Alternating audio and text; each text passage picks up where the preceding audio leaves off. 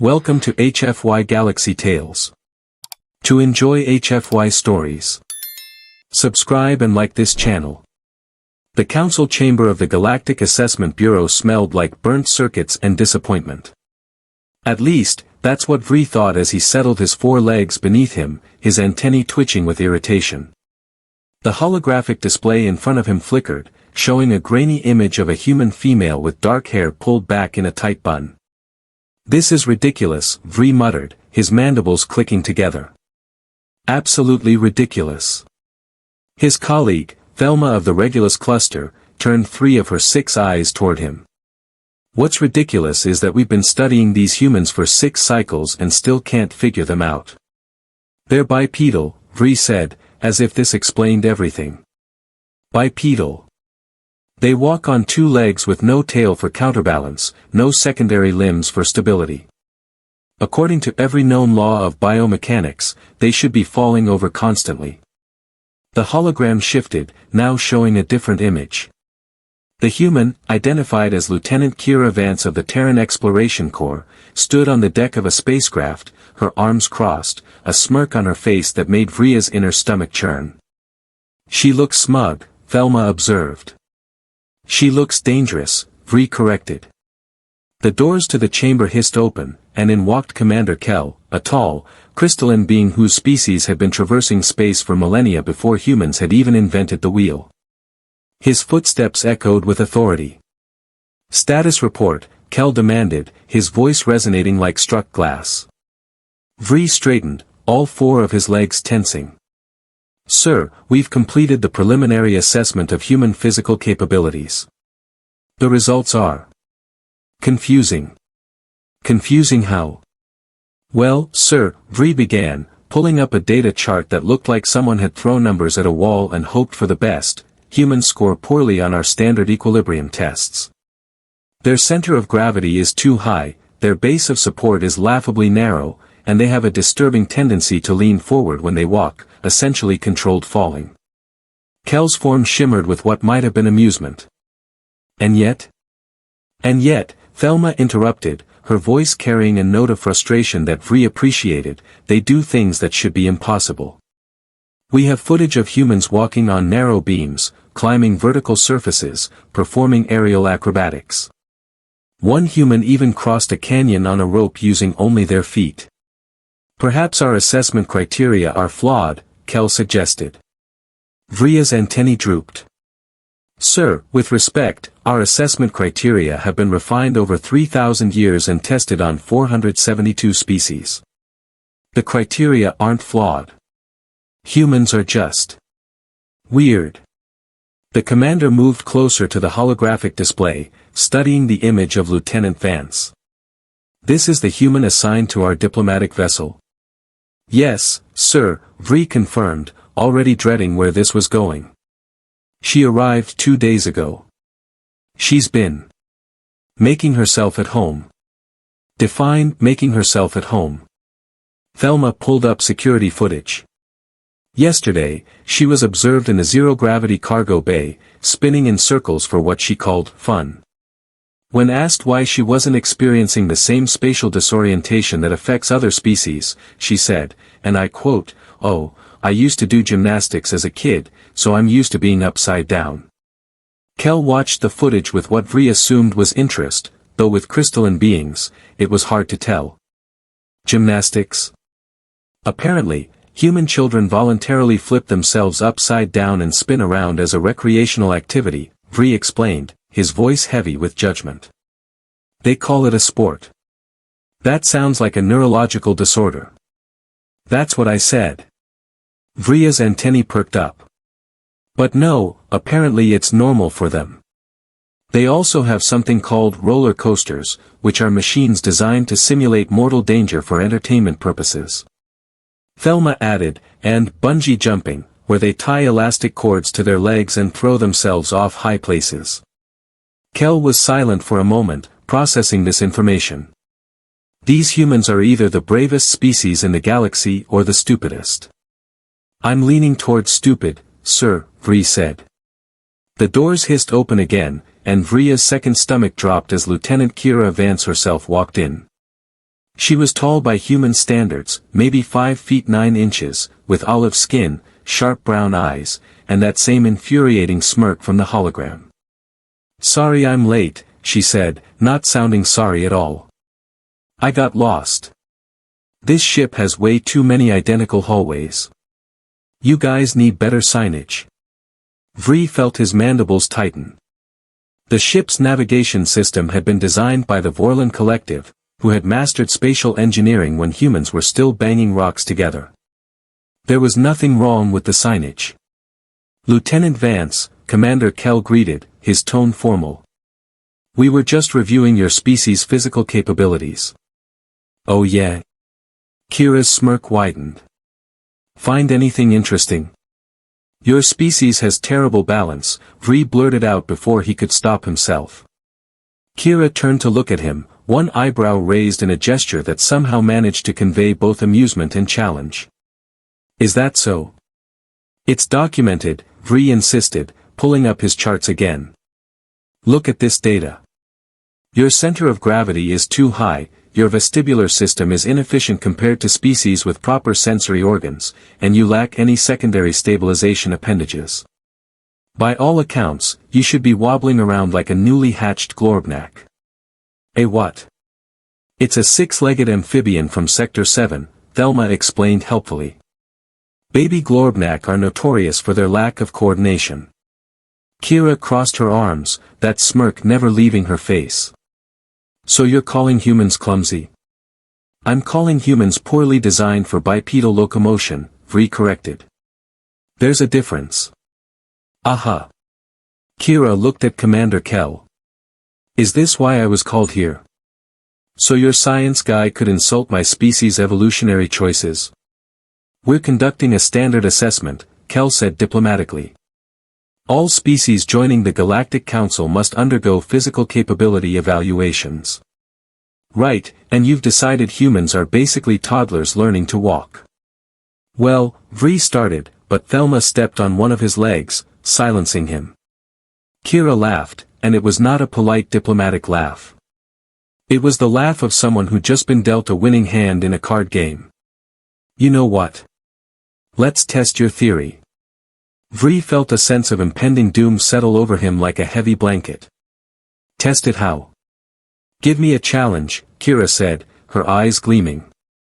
"Something that requires good balance. If I can do it, you admit your assessment is wrong." "Lieutenant Vance," Commander Kell interjected, his voice carrying a warning tone, "this isn't necessary." "Oh, but I think it is, Commander." Kira's smile had turned sharp. "Because if the Galactic Council thinks humans are clumsy, that's going to affect how they see us in every negotiation, every treaty, every mission assignment. So yeah, let's settle this right now." Vree's antennae twitched nervously.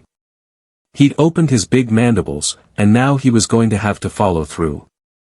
He looked at Thelma, who looked back at him with an expression that clearly said, "You got yourself into this." "Fine," Vree said, his voice coming out more confident than he felt. "The observation deck. Tomorrow at midday cycle. We'll set up a proper test." "Perfect," Kira said, already turning to leave. "This is going to be fun." After she left, Kell turned to Vree with a look that could have frozen plasma. "You realize if she succeeds, you'll have to revise your entire assessment." "She won't succeed," Vree insisted, though his antennae were drooping with uncertainty. "The tests are scientifically rigorous. There's no way a human can pass them." Thelma made a sound that might have been a laugh or might have been a prayer to whatever deity her species believed in. The next day, the observation deck was packed. Word had spread through the ship faster than a hull breach, and it seemed like every crew member with free time had shown up to watch. Vree had spent the entire night designing the perfect test, something that would prove, once and for all, that humans had poor balance. The observation deck was a massive space with transparent walls that looked out into the void of space. Vree had set up a series of floating platforms, each one hovering at different heights, creating an obstacle course that would challenge even species with excellent equilibrium. But that wasn't the main attraction. In the center of the deck, hovering perfectly still at about waist height, was a maintenance drone. It was a flat, circular platform about 2 feet in diameter, designed to carry tools and parts around the ship.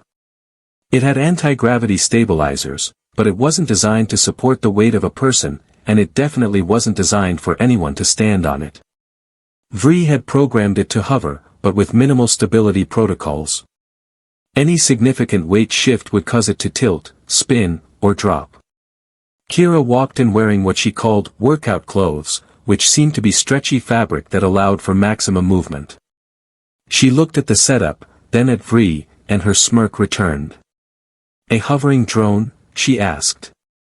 "That's your test." "Standard balance platforms were too easy," Vri said defensively. "This way, the platform itself is unstable, which more accurately simulates real-world conditions." "Real-world conditions for what, exactly?"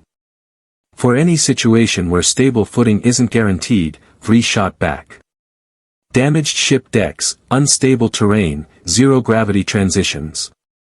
If you can't maintain balance on an unstable platform, how can you claim humans are suited for space exploration?"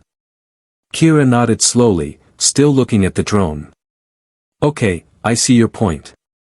So I just need to stand on it?" "For 30 seconds without falling," Vri confirmed. "That's all." "That's all." Kira's smile was back, wider than before. "How about I make this more interesting?" Vri felt his stomach drop again. "What do you mean?" "I mean," Kira said, walking over to the drone and examining it carefully, "standing is boring. How about I do a handstand?" The observation deck went completely silent. Even the ambient hum of the ship's system seemed to fade away. "A handstand," Vri repeated, his voice flat with disbelief. "Yeah, you know." Kira demonstrated by briefly putting her hands on the ground and kicking her legs up, balancing perfectly upside down for a few seconds before dropping back to her feet. "Like that, but on your floating drone." Thelma leaned over to Vri. "She's insane," she whispered. "She's bluffing," Vri whispered back, though he wasn't sure he believed it. Commander Kell stepped forward. "Lieutenant Vance, that seems unnecessarily dangerous." "Commander, with all due respect, if I can't do this, then maybe your scientist is right." Kira gestured at Vri. "Maybe humans do have poor balance, and maybe we shouldn't be trusted with important missions. But if I can do this, then maybe, just maybe, your assessment needs some updating." The commander considered this for a long moment, then nodded. "Proceed. But if you fall, we're catching you with the safety field." "Fair enough." Kira approached the drone, which bobbed slightly in the air, responding to the air currents in the room. She circled it once, studying it from all angles, then looked up at the gathered crowd. "Just so we're clear," she said, loud enough for everyone to hear, "I'm about to do a handstand on an unstable hovering platform to prove that humans don't have poor balance." Everyone got that? There were murmurs of agreement from the crowd. "Good." Kira cracked her knuckles, rolled her shoulders, and stepped up to the drone. "Here we go." She placed her hands on the drone's surface. It immediately dipped and wobbled under the pressure, spinning slightly to the left. Vri allowed himself a moment of satisfaction. "See? Unstable." There was no way she could. Kira kicked up, her legs rising smoothly into the air, her body forming a perfect vertical line. The drone tilted dangerously, and gasps echoed through the observation deck. But then something remarkable happened. Instead of falling, Kira adjusted. Her hands shifted microscopically, her core muscles tensed in ways that Vria's scanners could barely detect, and the drone stabilized. She was upside down, balanced perfectly on a hovering, unstable platform, defying every physical law that Vri thought he understood. Her legs pointed straight up toward the transparent ceiling, through which distant stars twinkled mockingly. 30 seconds had never felt longer in Vria's entire life. The observation deck remained frozen in absolute silence, except for the soft hum of the drone's anti-gravity stabilizers. Kira Vance, upside down, hands planted firmly on a platform that by all rights should have sent her tumbling to the floor, looked more relaxed than Vree felt when he was sitting down with all 4 legs properly distributed. 20 seconds left. The drone wobbled slightly, responding to some microscopic shift in air pressure, and Kira compensated instantly. Her fingers flexed, her shoulders adjusted, her entire body moved as one fluid unit. It was like watching a single organism respond to stimuli, except the stimuli was physics trying very hard to make her fall, and she was simply refusing to cooperate. Impossible, Vree muttered under his breath. Thelma elbowed him with one of her upper appendages. Shut up. You're making it worse. How am I making it worse? You're the one who designed this test. 10 seconds left. Kira's legs wavered slightly, bending at the knees, then straightening again. For a moment, Vree thought gravity would finally claim its victory, but no. She held steady, her face now slightly flushed from the blood rushing to her head, but that infuriating smirk still visible even from her inverted position. 5 seconds. The crowd started counting down. 5. 4. 3.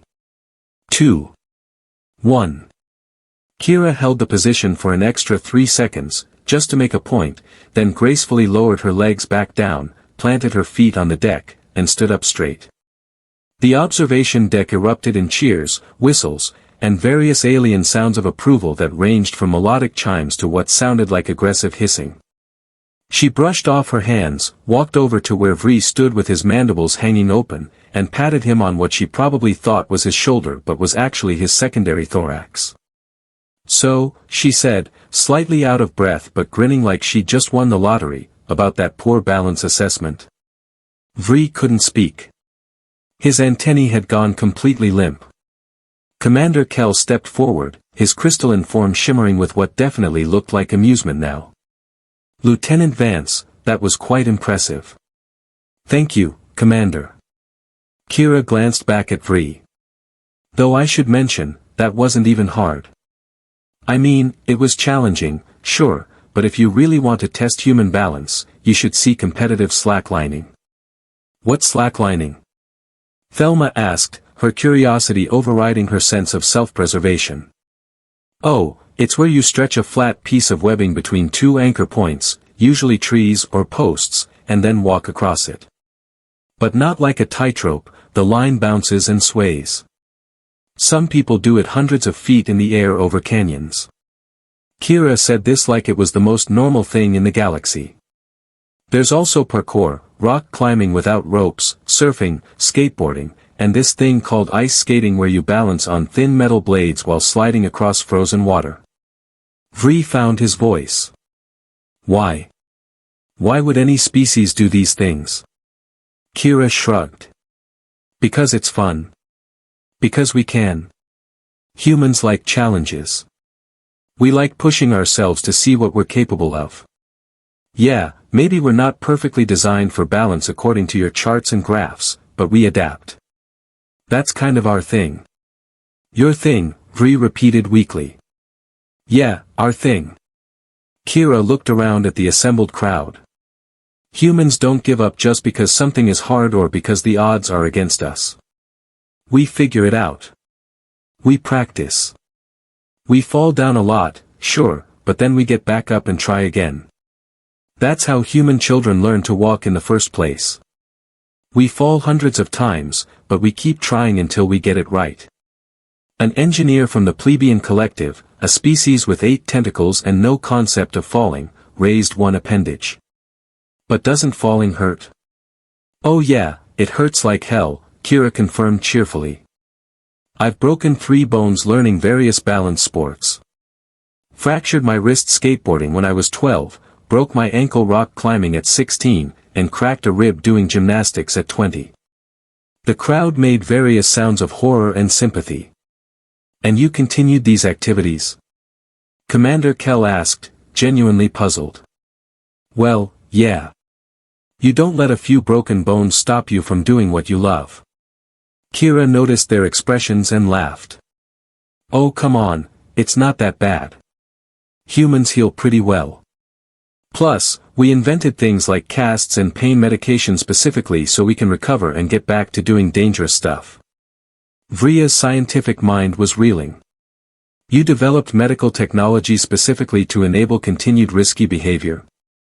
I mean, when you put it like that, it sounds bad, Kira admitted.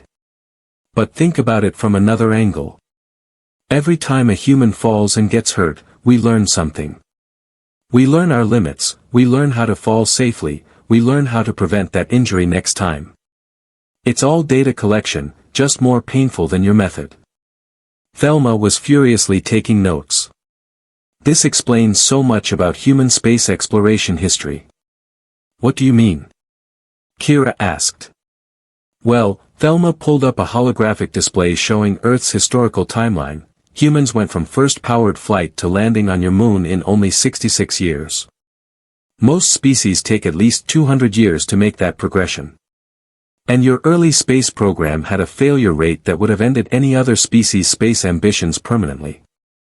Oh, you mean like Apollo 1 and the Challenger and Columbia disasters? Kira's expression grew somber. Yeah, those were tragedies. We lost good people. But we learned from each one, made changes, and kept going. That's what humans do. We honor the fallen by continuing their work. The observation deck had gone quiet again, but this time it was a respectful silence rather than shocked disbelief. Commander Kell spoke softly. Your species has a remarkable tolerance for risk. Or a remarkable stupidity, Vri muttered, but his heart wasn't in it anymore. Kira heard him anyway and smiled, but this time it wasn't mocking. Maybe a little of both. But here's the thing you need to understand about humans. We know we're not the strongest species, not the fastest, not the smartest. We know we have terrible balance according to your tests. We know we're fragile compared to half the species in this galaxy. But we also know that none of that matters as much as determination and adaptability. She walked back over to the drone, which was still hovering patiently in the middle of the deck. You programmed this thing to be unstable, to make the test harder. You wanted to prove humans couldn't handle it. But instead, you gave me something to adapt to, and humans are really, really good at adapting. Vri felt something shift in his understanding. You're saying the instability made you better at balancing, not worse. Exactly. Kira pointed at him excitedly. When the platform is stable, you can get lazy, rely on it to do the work. But when it's unstable, you have to constantly make micro-adjustments, stay alert, stay engaged. It's harder, but it's also more effective training. Some human athletes train specifically on unstable surfaces to improve their balance. That's insane, Vri said, but this time it sounded more like admiration than criticism. That's humanity, Kira corrected. We take our weaknesses and figure out how to turn them into strengths. A junior officer from the Kelther species, who vaguely resembled an upright lizard with 6 arms, nervously raised one clawed hand. Lieutenant Vance, may I ask a question? Sure, go ahead. Why did you do a handstand instead of just standing normally? You could have proved your point with a much simpler demonstration. Kira's grin returned in full force. Because where's the fun in that? Plus, I wanted to make absolutely sure there was no doubt about human capabilities. If I can do a handstand on a hovering drone, then clearly humans don't have poor balance. Also, she added, looking directly at Vri, I might have wanted to show off a little bit. The observation deck erupted in laughter, and even Vri found himself making the clicking sound that passed for laughter among his species. Commander Kell raised one crystalline appendage for silence. Lieutenant Vance has made her point quite effectively. Vri, I believe you have some assessments to revise. Vria's antennae drooped in defeat. Yes, Commander. I'll begin immediately. Good. Kell turned to address the entire assembly. Let this be a lesson to all of us. The Galactic Council has encountered thousands of species, each with their own unique capabilities and limitations. But we must never assume that what appears to be a weakness in testing conditions is actually a weakness in practice. The humans have much to teach us about perseverance, adaptability, and apparently, the value of doing things the hard way just to prove you can. More laughter and sounds of agreement rippled through the crowd. Kira raised her hand. Commander, if I may, I'd like to make a suggestion. Proceed. Instead of just revising the assessment to say humans have adequate balance, how about we add a note that humans excel at dynamic balance in unstable conditions? Because that's not just about pride, that's actually useful information for mission planning.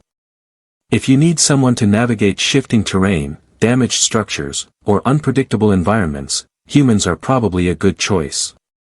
Vri pulled up his datapad and started typing. That's actually an excellent point. We've been measuring static balance, but humans appear to have evolved for dynamic balance in variable conditions. That would make sense given Earth's diverse environments and terrain. See? Kira walked over and peered at his datapad. We're not poorly designed, we're just designed for different conditions than what you were testing for. I'm beginning to see that, Vri admitted. Though I still think your recreational activities are needlessly dangerous. Oh, absolutely, Kira agreed cheerfully. But they're also really fun. You should try skateboarding sometime. I have 4 legs. Even better. You'd have more stability. Though the dismount might be tricky. Thelma interrupted, I hate to break up this moment of interspecies bonding, but I have about 600 follow-up questions about human physiology and behavior. I'm happy to answer them, Kira said, but maybe over lunch. Doing a handstand on a hovering drone really works up an appetite. As the crowd began to disperse, chattering excitedly about what they'd witnessed, Vri found himself walking alongside Kira toward the mess hall. I apologize, he said quietly. I made assumptions about your species based on incomplete data. Kira bumped him gently with her elbow, careful not to actually hurt him. Hey, no hard feelings. Science is about testing hypotheses and revising them when new data comes in, right? You had a hypothesis, we tested it, turns out you needed better testing parameters. That's how progress happens. Still, I called your species clumsy. And I proved you wrong by doing a handstand on a flying disc in front of 50 witnesses. I'd say we're even. Vri clicked his mandibles in amusement.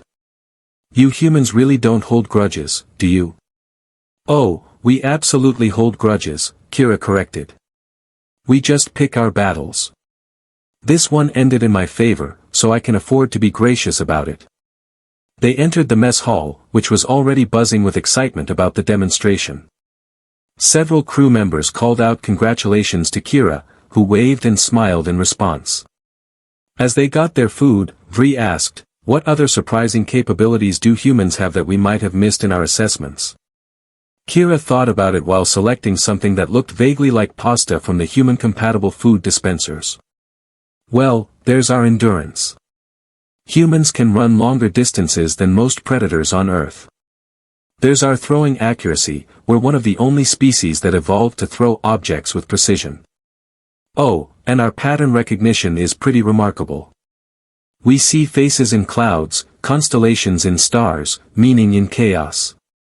Meaning in chaos, Vri repeated. That sounds very human. It really is. Kira sat down at a table, and Vri settled across from her. The universe is big and complicated and often doesn't make sense, but humans are really good at finding patterns, making connections, and creating meaning even when the odds are against us. That's probably why we went to space in the first place. We looked up at the stars and decided that even though we're just bipedal apes from a little blue planet with supposedly poor balance, we belonged up here too. Vri was quiet for a moment, processing this. You know, when humans first applied to join the Galactic Council, many species were skeptical. You were so young, so inexperienced, so physically limited compared to established spacefaring civilizations.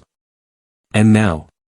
And now, Vri said, his antennae perking up with something that might have been respect, I think those species underestimated you. Just like I did. Kira raised her drink container.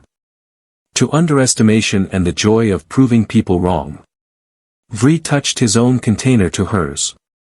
To learning that poor balance in testing doesn't mean poor balance in practice. And to handstands on hovering drones, Kira added with a laugh. And to never, ever challenging a human to do something dangerous, Vri said firmly. Because apparently you people take that as encouragement. Kira's laugh echoed through the mess hall, and for the first time since humans had joined the crew, Vri thought he might actually understand them. They were clumsy by design specifications, fragile by galactic standards, and absolutely terrible at staying safely on the ground. But they were also determined, adaptable, and apparently capable of doing handstands on hovering drones just to make a point. Which, Vri had to admit, was actually pretty impressive. Even if it was also completely insane.